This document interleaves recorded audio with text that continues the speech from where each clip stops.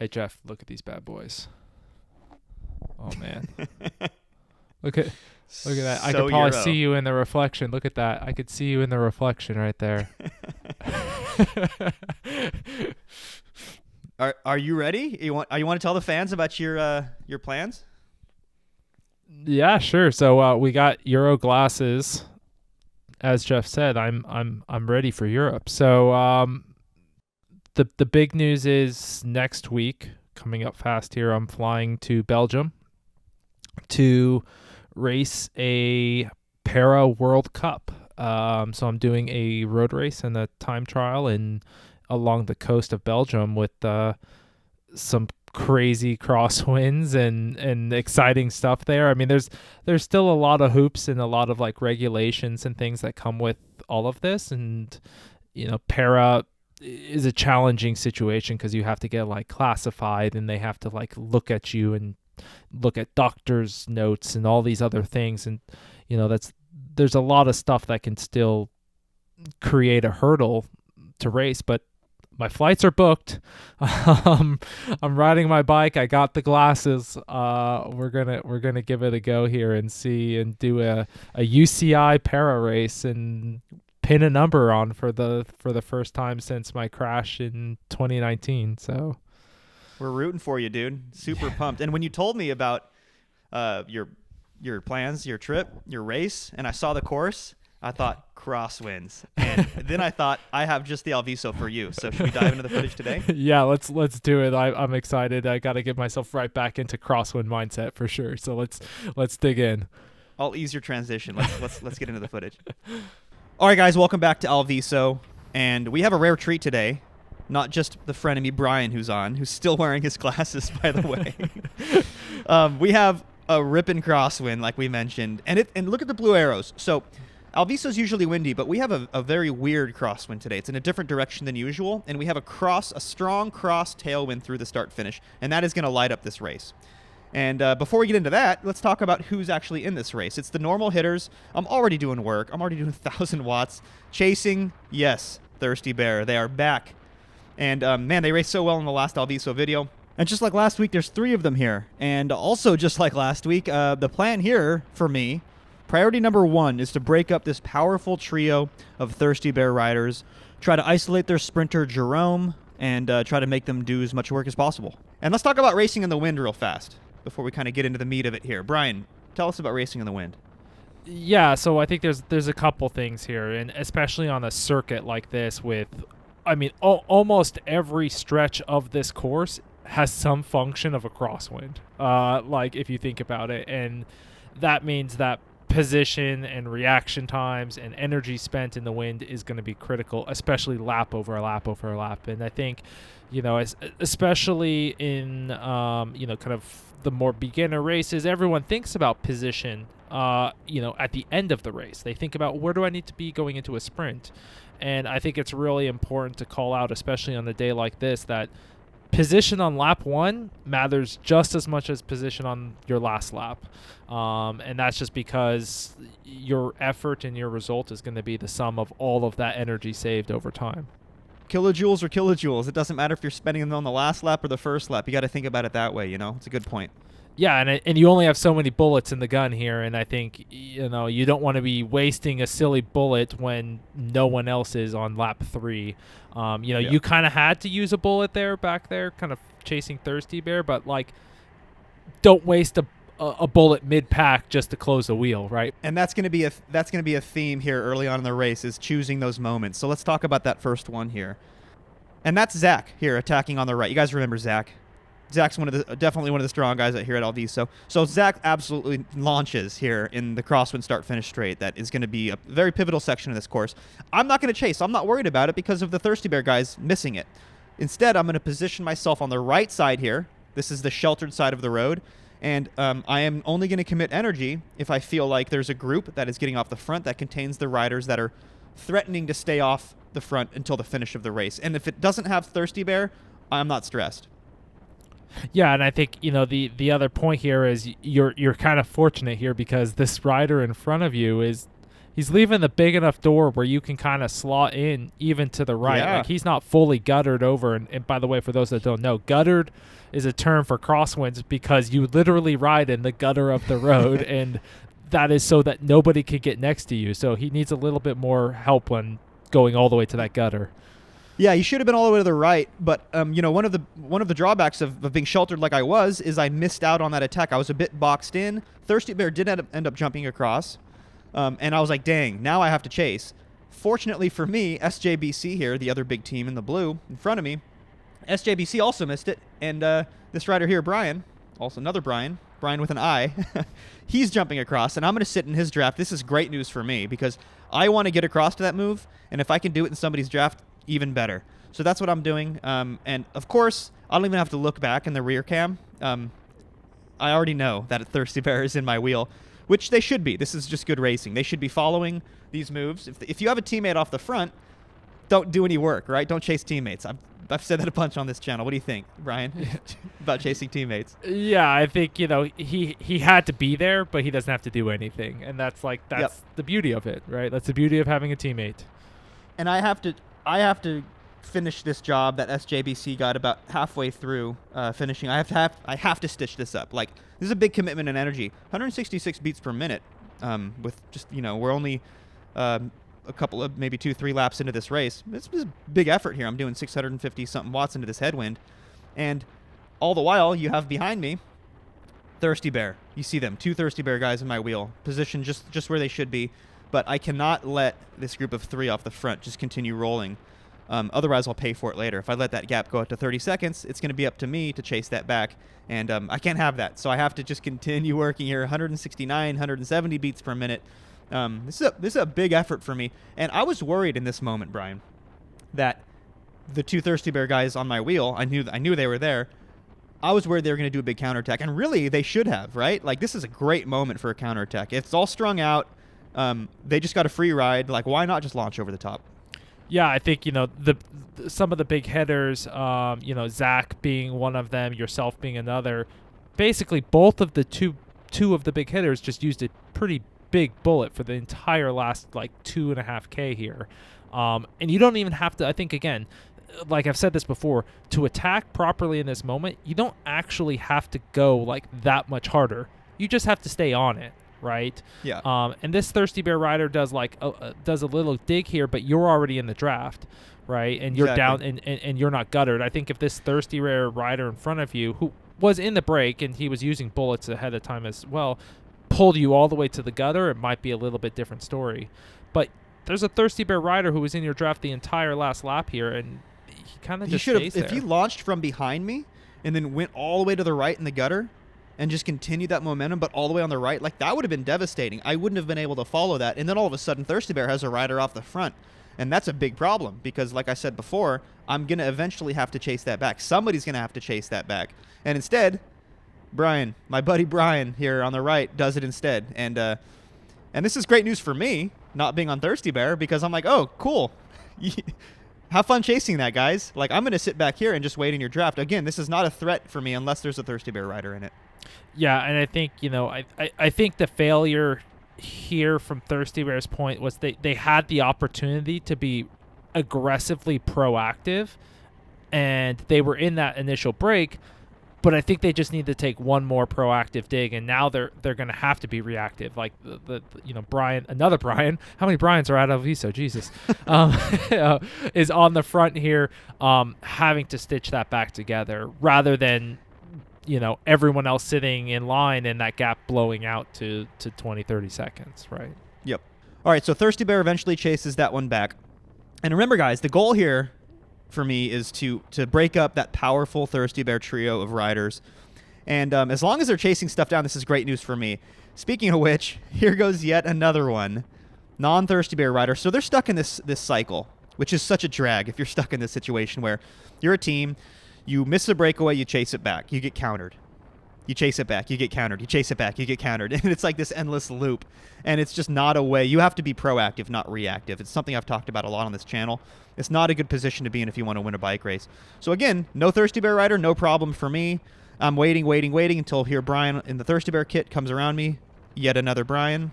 and he tries to launch across, but I'm not having that. I'm not going to let that happen because that's going to spell trouble for me later on, and I'm going to make sure I take a good line around this corner. I'm going to make sure that I'm not going to let him get away from me, and I'm gonna keep Thirsty Bear together. I'm gonna keep on Thirsty Bear's wheel rather.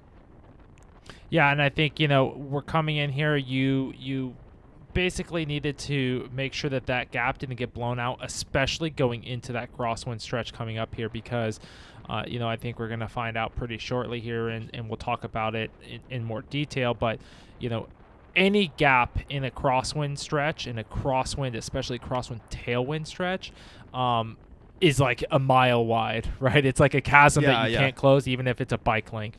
And so you need to make sure you close those gaps well before you get to those moments. And you do a good job of making sure you kind of seal all of these little, micro cracks between any of these riders here. And of course, all the while being glued to the Thirsty Bear in front of you, your Thirsty Bear behind you. And you gotta treat this section of road. This is the pivotal section of road, like it's a climb or something. You have to be in the best position possible coming into this, because this is where the race is won or lost, quite frankly. And Thirsty Bear's been not racing their best. They weren't on top of it like they were in the last week's video. And I want to capitalize on that. They're all tired. They've been chasing stuff all day. I've been sitting in the draft, and now it's time to gutter the field. And Brian described this beautifully earlier about like why this matters so much. Excuse me. 550, 600 watts is a lot of power. And you might be wondering, like why are you doing that, Jeff? Jerome's in your draft. It's not a good idea. But he's actually not, because the draft is like up on the sidewalk in this situation. Jerome's doing the same amount of power. And then to Brian's point earlier, if you have a 1 or 2 bike length gap between you and the guy in front of you, and I'm doing 600 watts, that means you have to do like 900 watts to close that gap, and then do 600 watts just to maintain it.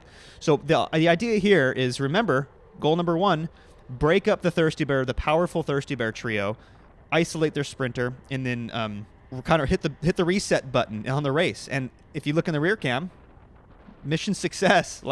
So now I have Jerome isolated. He has no teammates. We have Zach here. Powerful sprinter, also no teammates. Dennis, we have Timmy on SJBC. So Timmy's the SJBC rider. He has no teammates. So it's like we have a new race now all of a sudden, right? And when you've established a breakaway like this, it's almost like you become teammates again, right? Because we still have 10 kilometers to go, and we can't just start attacking each other. We want to race together. We want to see if we can take this to the finish. Yeah, and I think you said it well, too. The other point here is that no one in this group has a teammate, which means like you should all be friends to some degree, because you don't have room for error here if you piss someone off, right, to some degree. And you still have a long way to go. And I think it's a mistake for people to think like, I'm just going to sit on in this group because like, oh, Jerome's a powerful sprinter, Timmy's a powerful sprinter, and Jeff's a powerful, I don't want to sprint against those guys. So you might be thinking, if you're in this group, just sit on and let the sprinters rotate. But it doesn't work that way, right, Brian? Basically, the rule of thumb here is that, if you sit on, other people try to skip pulls, and it becomes very, very surgy. And if you're tired or you're looking for the success of that breakaway to work, surginess is not your friend. And you can tell we're already skipping pulls, and it's already surgy. We didn't last more than like 1 rotation. It's already a total disaster of a breakaway. We should be rotating, a very clean rotation, like a conveyor belt. But we're not. Look, skip pulls again right here. And it's like, I'm not going to let that happen, right? If you simplify the situation, think about if I'm up the road with a Thirsty Bear rider on my wheel, I'm not just going to drag him to the finish to 200 meters so he can out-sprint me. I'm going to force him to do work, or else I'm going to try to drop him. There's no situation where I just let people sit on, because I won't win the race that way. That's not a good race strategy. So I kind of just bide my time. I wait, and I want to do something with this gap that we have, and I don't want to drag people around who aren't willing to do work. And, oh, here we are again. Fancy that, the start-finish straight. And Zach here, a skilled racer, has the same idea that I had in the last lap. And by the way, if Zach didn't initiate this attack, I would have done the same thing. And here we are again, all hurting ourselves. This hurts us, but this hurts everyone else behind the same. And you can see what I was just talking about in the last lap. I am not actually benefiting from a draft here. I am also doing 500-600 watts, just like Zach is. And that means that Timmy behind me, who seems to be all over his handlebars, really struggling, is also doing 500 or 600 watts. And by the way, we wouldn't be doing this attack if it were like the 6 of us rotating nicely. This attack is in response to people just sitting in the draft and not contributing to the pace line. And I want to point out right there, Zach does a bro move. He pulls off to the left, and I return the bro move with the bro move, and I kind of knock off the power a little bit down to about 300 watts because I don't want to just immediately drop Zach. And I want to hit the reset button yet again. I think I'm having deja vu here in this section because the race has kind of reset once again. It's a breakaway from the breakaway. And now here we are, group of 3. Now it is Zach, Jerome, and myself. Now how's this looking, Brian? Yeah, I mean, I think this is that moment when, I was saying before where, everyone should become friends. But as soon as you start skipping pulls, you become enemies, right? Like you're pissed at someone's like skipping pulls and it gets surgy. This right here is absolutely the moment when all 3 of you are friends. And yeah, Jerome's skipping a couple pulls, but that's because he had to go around Timmy, who was about half his size and was kind of guttered in that crosswind stretch. And so he had to do a pretty monster effort. If you were doing like 500 or 600 watts and he had to close about 5 or 6 bike lengths, he had to have been doing 800-900 watts just to get on the wheel again. But all 3 of you now are in this point where you're 2.5 laps to go. Like this is going to the line. Like I would read this as selection has been made. Like you said earlier, the race was won in that crosswind stretch. The winner of Alviso will come from this group of 3. And we were rotating nicely, honestly. And it's really unfortunate because Zach got a flat. So Zach dropped out, coming through 2 to go. So then it was just down to Jerome and I. And we had a healthy gap at this point because the 3 of us were working so well together. And then before that, we nuked it through the crosswind. So we had this big gap on the peloton, which was just shattered at this point. And this is an interesting moment, and it's not something that happens too often at Alviso.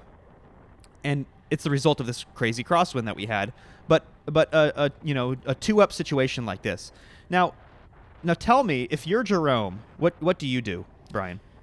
Yeah, so I think you have teammates behind. Don't forget, you have teammates behind. I don't. What do you do? Yeah, so I think the biggest thing here, the only way I beat you in this situation, if I'm Jerome, is if I catch you by surprise or I get you to not play the game how you want to play the game. Right? So I either need that from other teammates or I need that from other competitors, to be honest. And so I think that's where Jerome losing Zach to that flat was actually probably one of the worst things to have happen to him, because we all know Zach. We've watched a number of races with Zach. Zach is very aggressive. He's a proactive racer. He's probably going to put you on the ropes in the last, I don't know, K.5 here. And that's the way Jerome wins. That's the way I would win if I was racing against you 1-for-1 here is, it would basically force your hand to say react and start your sprint too early. And then all the while, Jerome gets a free ride. What I wouldn't do, I'll tell you this, what I wouldn't do is I would not be contributing, because I think if you contribute, it shouldn't be 1-for-1. But I would not contribute because I think if it's a level playing field, I lose 100% against you in this situation. You're a fantastic sprinter, and you have to mix up the game a little bit in order to beat you. And then I think the only other thing I was going to say is, if you sit back, I don't think there's any risk of being caught too. So you could play the game, right? And I think there's this mindset in racing that I'm in the 2-up breakaway, I have to put my head down and dig. And the reality is neither one of you had to go that hard, and you're not going that hard. You guys are riding, you're doing the 150, 250 watts right now. That's not big power. You're going 23 miles an hour because you have such a big draft. So I think you both are making the right decision here, to not drill it. But to be honest, if I was Jerome, I would be trying to break this group down and anchor it so that I could get reinforcements from behind. I think we talked about that in that Australian race, right? He was isolated, and he's how do I get teammates back up here, right? It's you got to get reinforcements from the rear, and you got to slow that group down somehow. Let me take this from a different angle, because my first thought when I was actually in this race was Jerome's going to do work with me. This is great news. This is this is an unexpected surprise, and I'm happy about it. Why is he doing that? But if you look back, his polls were were like really slow, like you were saying. He wasn't committed to these poles, and he shouldn't have been. And I think that there was a reason behind it. Like, I could see why he was taking these poles, because on one hand, yes, you think like just sit on Jeff's wheel, make him do all the work. Maybe he'll tire himself out, and I can beat him in the sprint, or I'll have a teammate jump across, like you said. But on the other hand, like if he just locks in my draft and doesn't do a single effort, and there's 2.5, 3 laps to go, like I am probably not going to let that happen. I am probably going to drill it once again in the crosswind, this section right here, because I don't want to lose in the sprint. And if I have to try to stay away from his teammates who are fast approaching, I might tire myself out, and he might just be able to sit in my draft and have a snappier sprint than me.